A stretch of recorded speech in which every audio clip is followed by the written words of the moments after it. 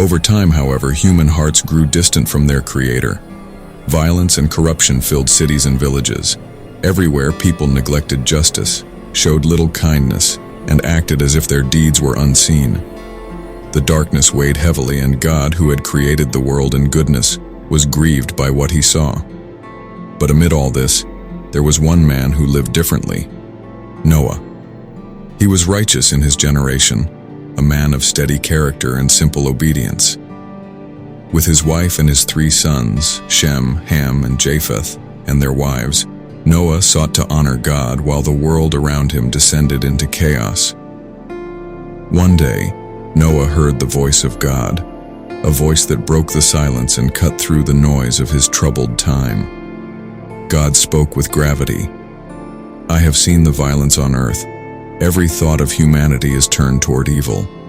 I will bring an end to all people, for the earth is filled with violence because of them. But you, Noah, have found favor in my eyes. Build yourself an ark out of sturdy gopher wood. Make rooms within it, 3 decks high. Seal it inside and out with pitch." The instructions were precise. The ark should be 300 cubits long, 50 cubits wide, and 30 cubits high. Noah listened, in awe of the task ahead. "Bring into the ark 2 of every kind of living creature, male and female, so they may be saved with you. Take every kind of food for your family and all the animals. In 7 days, I will send rain on the earth for 40 days and 40 nights. Everything living will be wiped from the face of the ground." Noah's faith was not passive. He acted. He started building the ark as God commanded. From the first ring of the carpenter's mallet, the work was a declaration of trust. For years, maybe even decades, Noah and his sons labored. The structure grew, immense, sturdy, and mysterious to all who saw it. As the days turned into years, the sound of construction drew onlookers. Noah became the subject of rumors, jokes, and doubt. But he remained steadfast. With each timber set and every pitch caulked, the ark stood as a silent warning to a distracted world. While people lived for pleasure and ignored God's warnings, Noah stored food, readied animals' living spaces, and trusted in God's plan. The scope of the project was staggering, but Noah did not hesitate. And then, the day arrived when the time for warnings ended. God instructed Noah to take his entire family into the ark, along with 7 pairs of every clean animal, those suitable for sacrifices, as well as a pair of every unclean animal, all the birds, and every creeping thing. Suddenly, as if a force none could resist compelled them, animals gathered from forests, fields, and deserts, huge and small, tame and wild. Guided by God, they filed into the ark, pair by pair. When all were safely inside, it was God himself who closed the door, sealing them in as the skies above turned gray and the earth beneath rumbled. The first drops fell, then torrents. Overhead, windows of heaven opened. Below, fountains of the deep burst forth. Rain poured down unceasing, day and night for 40 days. Waters surged over fields, forests, villages, swallowing houses and hills until even mountains were lost beneath the waves. Inside the ark, Noah and his family faced a new world. They moved among feeding troughs and sleeping animals, listening to the relentless howling of the storm. They comforted each other, waited, prayed in the darkness, and cared for a living menagerie. Outside, nothing survived the flood. All life apart from the ark was lost.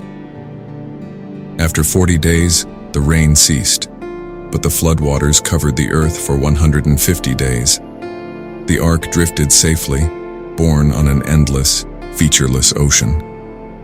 The routine of daily life, cleaning, feeding, tending, hoping, continued. Noah had built the ark in faith and now waited for God's deliverance. Then, God remembered Noah. He sent a strong wind, and the waters began to recede. Little by little, mountaintops pierced the surface. Months later, the ark came to rest on the mountains of Ararat, a place far from where Noah's journey started. It was still not time to leave. Noah opened a window and released a raven, which flew back and forth, signaling the waters were still receding. Next, Noah sent out a dove, but it returned, finding no place to land. 7 days later, he sent the dove out again.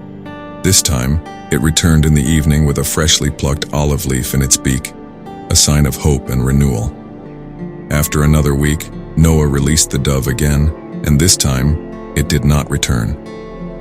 From the open door, Noah saw dry ground. God spoke, "Come out of the ark, you and your family, and bring every animal with you so they may multiply and fill the earth." For over a year, Noah's life had been confined to the ark, but now he and his family stepped out into a cleansed world. The first thing Noah did after stepping onto the dry land was to pause in humility and thanksgiving. He built an altar to the Lord and offered burnt offerings, sacrifices from the clean animals and birds, as a profound expression of gratitude. This act of worship was pleasing to God. In response, God spoke to Noah and his sons, making an everlasting covenant.